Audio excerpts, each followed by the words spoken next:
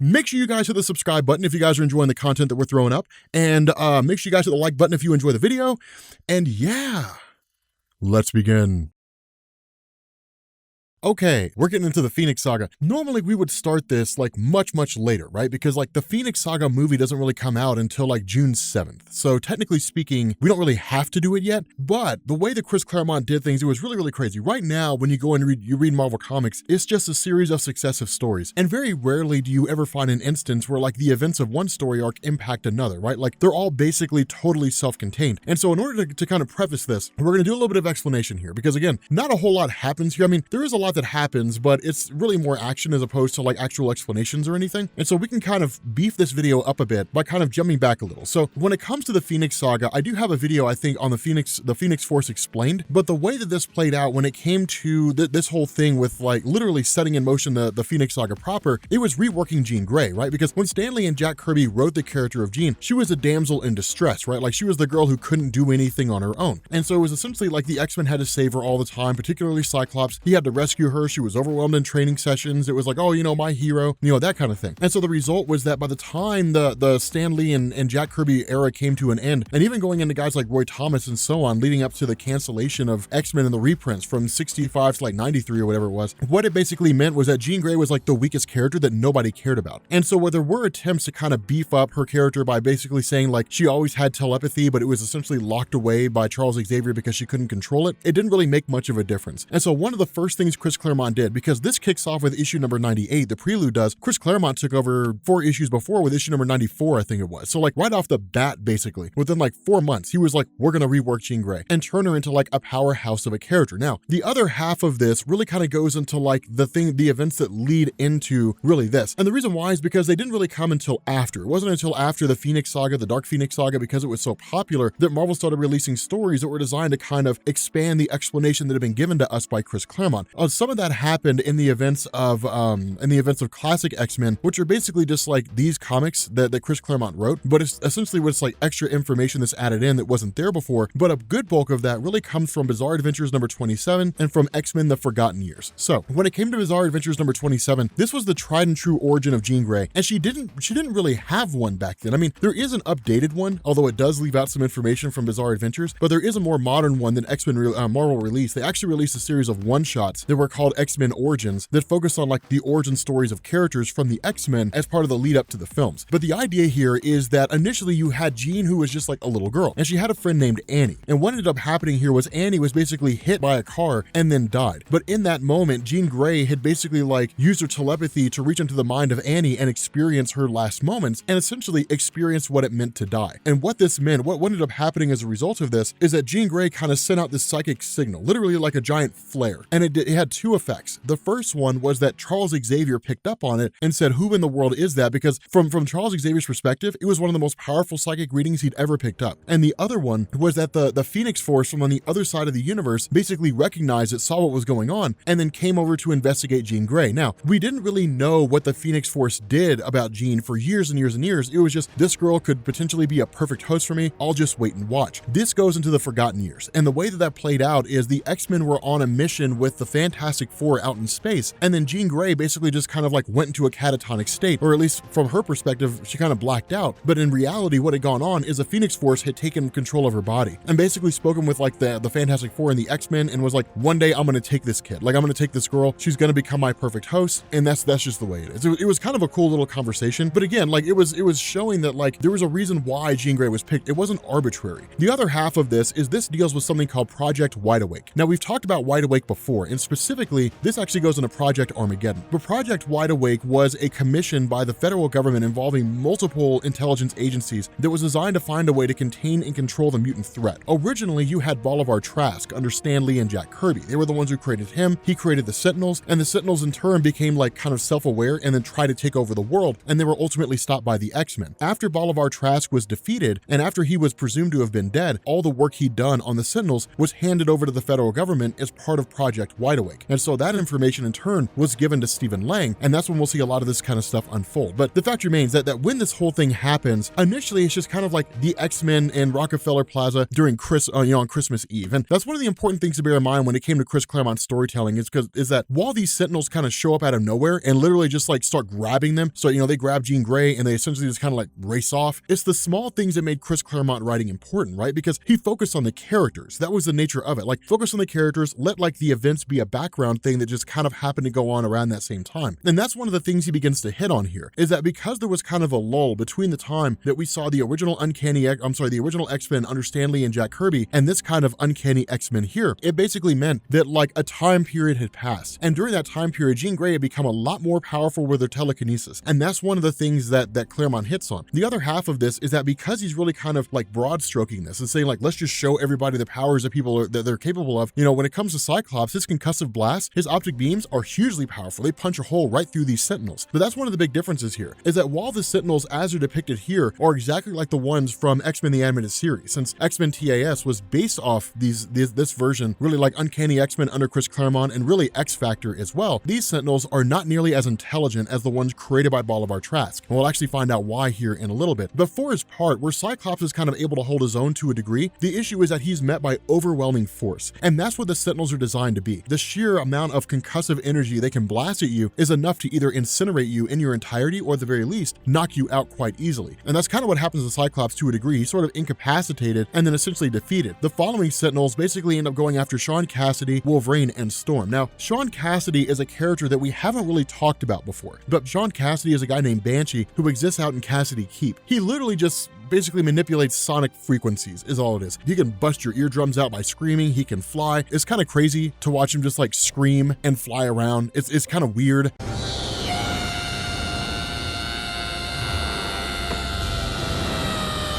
He certainly was a strange character, but he had basically been part of the Uncanny X-Men ever since the events of Giant Size X-Men #1, right? Like when this new team of X-Men was assembled by Xavier in order to save the original team of Cyclops, Jean, Iceman, Beast, and Angel. But again, Storm, Wolverine, Banshee, they're all basically kidnapped in addition to Jean Grey. And so that's when the question becomes, well, who are they going to go after next? Because they're only taking selective versions of us, which makes them worry about Professor Xavier. So what we do is we switch over to a guy named Peter Corbeau and Xavier proper, and of course, the two of them are basically met by the arrival of a Sentinel. Now, Peter Corbeau is interesting because the idea of Peter Corbeau is he does serve kind of a significant purpose here, but before that, he was a character that showed up in the old Incredible Hulk stories, Incredible Hulk 148 from back in the day, but he's basically like a longtime friend of Charles Xavier, which is why the two of them are hanging out. But it's one of the big things to notice here. As these X-Men face off against these Sentinels, for the most part, the Sentinels are really kind of shown to be inept, right? They're kind of shown to just not really be effective. It's really kind of like catching them by surprise. And a lot of that's because of the fact that the man behind this, who we switch to at the moment, is a guy named Stephen Lang, who's just not, I mean, he's competent, but he's not really able to build effective Sentinels. Now, for Stephen Lang himself, he is effectively working for the federal government. But the difference here is that while he is working for the feds in the sense of like working as part of Project Wide Awake, Project Armageddon is his own personal project. As far as the government's aware, he's doing research on how mutant powers can be weaponized and then like given to people who can use it for like a war against mutants if one ever broke out. But for Stephen Lang proper, like his whole plan here is to basically like wipe out mutants. Like that's his whole thing. He's part of the anti-mutant movement. Mutants are bad. We have to get rid of them. They've got to go. All that kind of good stuff. Again, that's one of the big parts of Chris Claremont's storytelling is there was this kind of undercurrent that went on all the time about anti-mutant sentiment. People were afraid of them, and so they were basically wanting to get rid of them. And with the X-Men like literally going through and initially facing off against the Sentinels and basically overpowering like the one or two that are there, they're suddenly met by like a huge number of them. Now, this is something that Claremont will toy with when it comes to like Days of Future Past, right? Like the reason why the Sentinels were able to take over North America in Days of Future Past is because there were just so many of them. It wasn't that they were just like super powerful. They were easy to destroy. The Incredible Hulk could easily tear apart a Sentinel, but the Incredible Hulk's going to have a much harder time when 200 of them come descending down on him. Then he's going to die. And like that's exactly what happened in Days of Future Past. But again, like it's one of these cool things because the X-Men are kind of like overpowered relatively fast. They do the best they can, and for the most part, they're able to hold their own. But what this does is it kind of switches back to Earth, and it shows shows the kind of panic that the rest of the X-Men are going through. And the reason why is because while they're talking to Peter Corbeau, what they're basically doing is they're using Cerebro to see whether or not they can locate these mutants anywhere on Earth, and they can't find the X-Men. And that's an important thing. And the reason why is because when it comes to like checking out the X-Men on Earth or looking for mutants on Earth, nothing escapes Cerebro unless it's a being who's sufficient enough in terms of like his vast power to hide himself. And that's when Peter Corbeau comes to the realization that the reason why Cerebro can't find them is because they're not on Earth, is because they're literally on an orbiting satellite. Now, this is where we kind of get into this sort of personal plan of Stephen Lang in terms of how it played out. When Stephen Lang went to the federal government and said like, look, I'll take over the whole Sentinel project, what that did is it gave him the resources, or at least gave him the information that he believed he had from Bolivar Trask. But it was one thing to have all that information on the Sentinels and like mutant genome and so on and so forth. It was another to be able to do anything with it. And so what he ended up doing was basically going to the inner circle of the Hellfire Club, which is like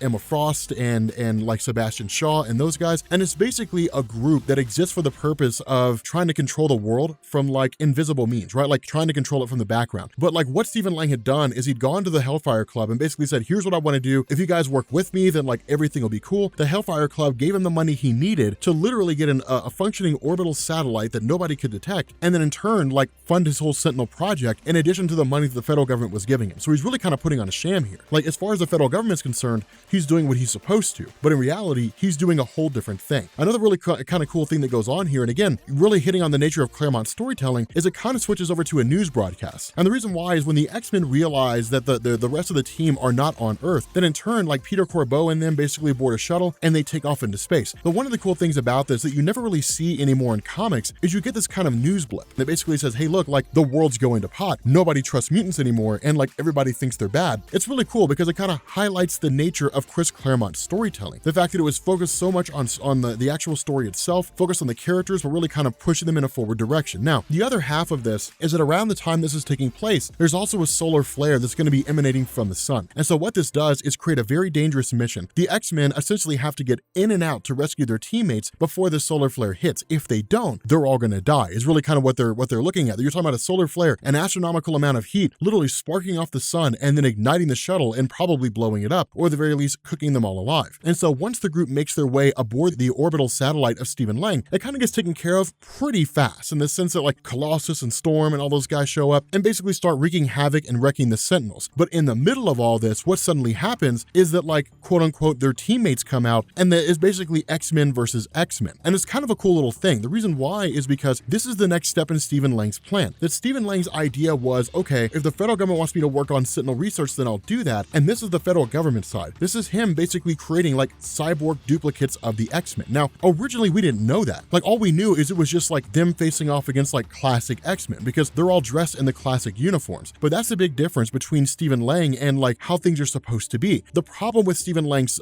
system right now is he's basically running with incomplete information. He's running off all the information of Bolivar Trask with no changes in between, not how they are now. And a lot of the X-Men got a lot stronger over the years. And that's why it was when the Sentinels originally showed up, instead of just being able to like take the X-Men and walk away and just be done with it, that they were kind of overpowered to a degree in the beginning. And it was basically like, hey, look, our Sentinels aren't really prepared for this level of power because Stephen Lang didn't really plan for it at all. So again, it's a cool little moment here, because for the most part, once the X-Men realize what's going on, and it's really like Wolverine who makes the discovery, he literally like slices the robot version of Jean Grey wide open and exposes her robotic innards. That and the fact that like Charles Xavier's like walking around and people are like, what in the heck is going on here? But like once the X-Men basically like defeat their robotic counterparts, well then all bets are off. And it's just kind of like, okay, fine, like we're fighting robots here, everybody do your own thing. And they start tearing them all apart and literally ripping everything to pieces. And so in this kind of last ditch effort, you've literally got like Stephen Lang kind of flying around like a Sonic boss, like like Dr. Robotnik and like this little shuttle thing, trying to shoot at the X-Men, trying to take them out, so on and so forth. But for the most part, like his little vessel's blown up, and then the X-Men have to make their escape. And this is when the Phoenix Saga begins to kick in. Because what happens here is that with this solar flare approaching, essentially like none of them are going to have the ability to survive. And so what Jean Grey does is really kind of sacrifice her life in the process. And again, this was building up the character of Jean. In the early days, she never would have done this, because she would have been like, well, I'm too scared, I don't know if I could do it. But now like with Chris Claremont running the show, it's no, she can definitively do that. Like she's a strong, powerful, confident woman. She can easily pull it off. And so what she does is literally scan the mind of Peter Corbeau, learn everything she needs to know on how to pilot the shuttle. She shuts down the mind of Cyclops when he intervenes. The rest of the X-Men go into their pods, and then she tells Storm, tell Cyclops I love him, and that's that. It's really the intention of sending her out on like a hero's death. And it's kind of a cool little thing, because when this happens, as Jean Grey starts to pilot the shuttle, she's basically flying back into the atmosphere again at the same time that this solar flare is beginning to hit the ship. And so the perception here is that the entire X-Men team is going to die. That while Jean Grey does try to sacrifice, or really does what she can in order to keep the entire team alive, that they're all basically going to die, the entire ship's going to blow up. And so what this does is it brings an end to the prelude to the Phoenix Saga. With that being said, guys, we're going to bring this video to an end. If you are new here to Comics Explained, make sure you guys hit the sub button to become part of the Rob Corps. If you guys enjoyed this video, make sure you drop a like, and I will catch you all later.